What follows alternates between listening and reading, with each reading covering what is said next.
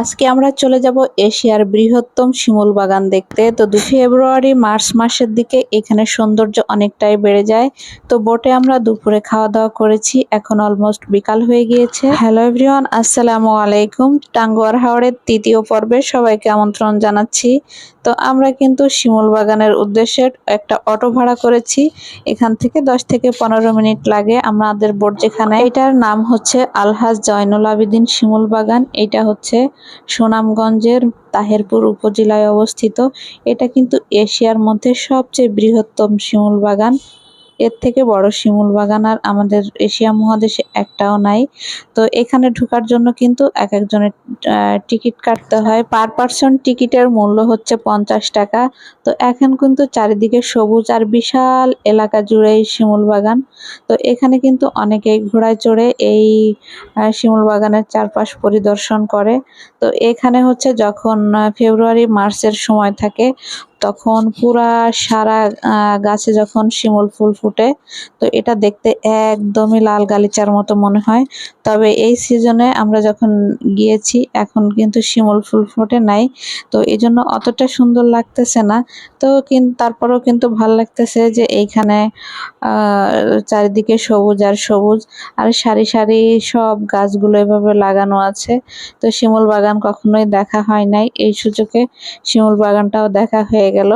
এখন আলিফ, তারপরে আফরাজ, রাফসান, আলিফের বাবা, ওরা সবাই মিলে একটা একটা করে ঘোড়ায় চড়তেছে। এই ঘোড়া হচ্ছে 4-5টা ওদেরকে ঘোড়ায় দেখাবে। আমরা এদিকে বসেছিলাম, যদিও ভিতরে দোলনা আছে বাচ্চাদের খেলাধুলা করার জন্য। আয়রা ঘোড়ায় চড়তে অনেক ভয় পাচ্ছিল, তাই মানহা আফরাজের সঙ্গে ঘোড়ায় চড়ে একটু ঘুরে আসলো। আয়রা কিন্তু বসেই ছিল, ও খুব ভয় পায় এই জিনিসগুলাতে।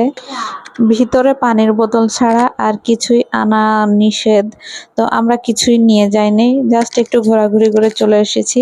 আর ভিতরে তেমন কিছুই নাই, কয়েকটা দোলনা আছে আর শুধু এই শিমুল বাগানটাই। তো সবাই হচ্ছে ঘোড়ায় চড়া হয়ে গিয়েছে, আলিফের বাবাও ঘুরে চলে এসেছে। তো আমি একটু সবার ভিডিও করতেছি, আমার কাজই যেহেতু ভিডিও করা। এখানে যেহেতু অনেক গরমও ছিল, সেই জন্য আমরা খুব বেশি সময় থাকিনি। আমাদের বোটটাও ওই এরিয়াতে থাকার কথা ছিল না, বিকালে আমাদের অন্য কোথাও চলে যাওয়ার এক প্ল্যান ছিল, কিন্তু সেটা পরবর্তীতে ক্যান্সেল হয়েছিল। তো যাই হোক, এখন হচ্ছে আয়রা, আলিফ ওরা দুইজন দোলনায় চড়ে বসে আছে, আমি আয়রার সাথে বসেছিলাম। তখন একটু আলিফের বাবা ভিডিও নিয়েছিল। এখানে প্রত্যেকটা বাচ্চারাই কিন্তু কর্মব্যস্ত থাকে, তো এরা কিন্তু এভাবে একটা ঘোড়া নিয়ে নিয়ে দাঁড়িয়ে থাকে আর বলে যা আসেন একটু ঘোড়ায় চড়েন, আসেন একটু ঘোড়ায় চড়েন। সবাই হচ্ছে বেঞ্চের উপর র্যান্ডমলি এক একজন এক এক জায়গায় বসে বসে একটু গল্প করতেছে, কেউ হাঁটাহাঁটি করতেছে। এই যা, পরে আমি একটু ভিডিও করে নিলাম। এভাবেই আমরা হচ্ছে 30 থেকে 40 মিনিটের মতো ভিতরে ছিলাম। তো তারপরে কিন্তু আমরা আস্তে আস্তে করে বের হয়ে গিয়েছি। তো ফেরার পথে আমরা এভাবে ফুলের মালা কিনেছিলাম ছবি তোলার জন্য।